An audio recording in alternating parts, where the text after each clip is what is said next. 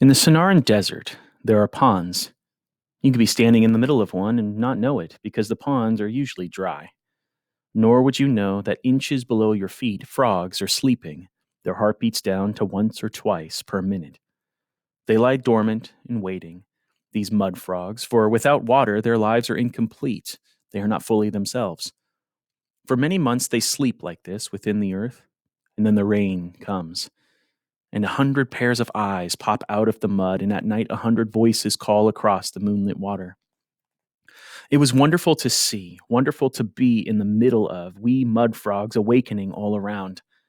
We were awash in tiny attentions, small gestures, words, empathies thought to be extinct came to life. For years, the strangers among us had passed sullenly in the hallways. Now we looked, we nodded, we smiled. If someone got an A, others celebrated too. If someone sprained an ankle, others felt the pain. We discovered the color of each other's eyes. It was a rebellion she led, a rebellion for rather than against, for ourselves, for the dormant mud frogs we had been for so long. Kids whose voices had never been heard before spoke up in class. Letters to the editor filled a whole page of the school newspaper's December edition. More than 100 students tried out for the spring review. One kid started a camera club. Another wore hush puppies instead of sneakers. A plain, timid girl painted her toenails Kelly green. A boy showed up with purple hair. None of this was publicly acknowledged. There was no PA announcements, no TV coverage, no headlines in the Micah Times. Ma's students astir, individuality erupts. But it was there. It was happening. I was used to peering through the lens, to framing the picture, and I could see it.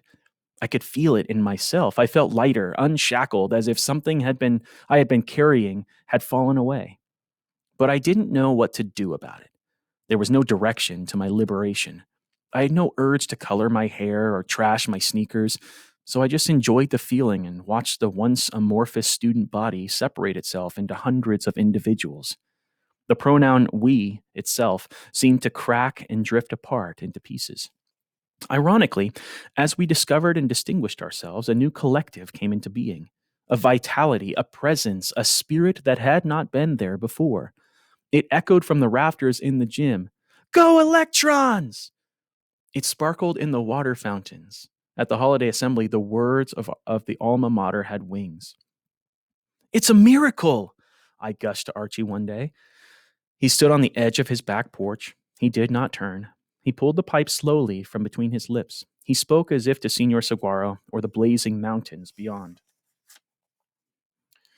Best hope it's not, he said. The trouble with miracles is they don't last long. And the trouble with bad times is you can't sleep through them. It was a golden age, those few weeks in December and January. How could I know that when the end came, I would be in the middle of it?